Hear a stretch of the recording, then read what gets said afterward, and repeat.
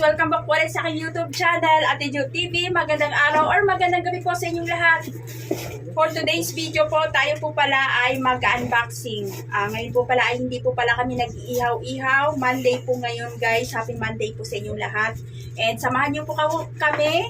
Mag-unboxing po tayo ng biniling cellphone ng aking anak. Ito po ay katas ng aming pag-iihaw-ihaw dahil po at kanyang pinaghirapan dahil at tuwing tumutulong po sila sa amin, sinasahuran po namin sila kahit konti at ayan po, naipon po niya ito sa loob ng 1 taon. Kaya po guys, samahan niyo po kami.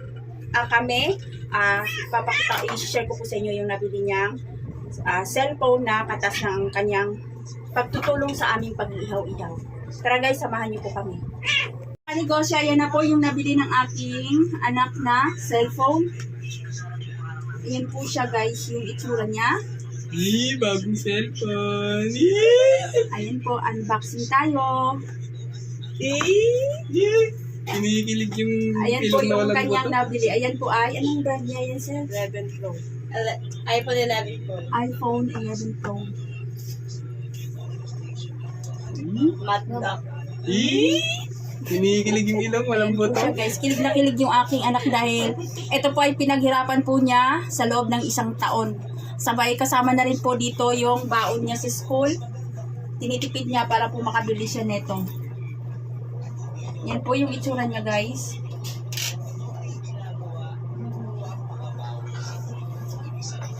Ayan, 1 taon na po itong, ay ilang taon na ba yan?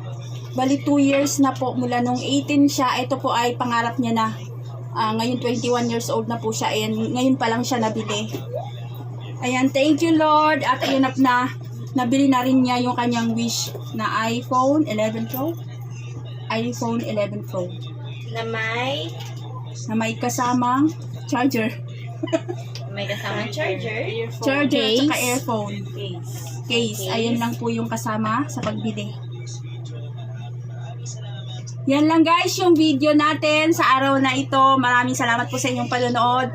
Kahit hindi po tayo nag-ihaw-ihaw, nawa po kahit po yung mga video namin hindi po about sa pag-ihaw-ihaw, nawa patuloy po kayong magsuporta sa aking YouTube channel at Ate Jo TV. Thank you for watching guys and God bless po sa ating lahat.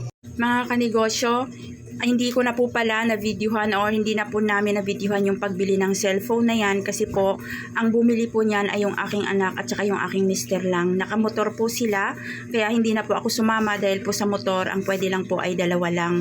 Tapos nung time din po na yan, masama po yung aking pakiramdam, gawa po ng buwan ng dalaw at nagkakaroon po ako ng dysmenorrhea. Kaya dito lang po ako sa bahay at sila lang po ang bumili niyan. Hindi ko po naisipan na mag-video sila.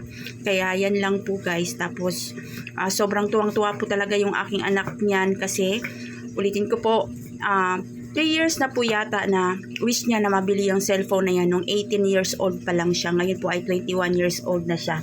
At ayan, pinaghihirapan, tuwang-tuwa siya dahil nabili po niya yan dahil sa pinaghirapan niya.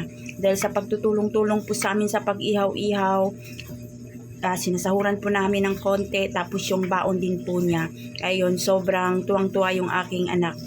Tapos salamat, so, unang-una nagpapasalamat po ako sa ating Panginoon dahil po sa kalakasan na patuloy niyang binibigay sa amin at number 1 po, hanggat may kalakasan po, patuloy pa rin po tayong makakapaghanap buhay.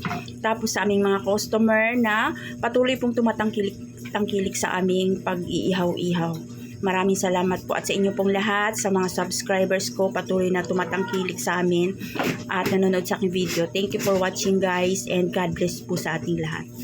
Guys, please like, share, and subscribe at pakihit na rin po yung notification bell para updated po kayo sa lahat ng aking mga video and nawa po hindi ma-skip yung ads. Thank you very much po ulit.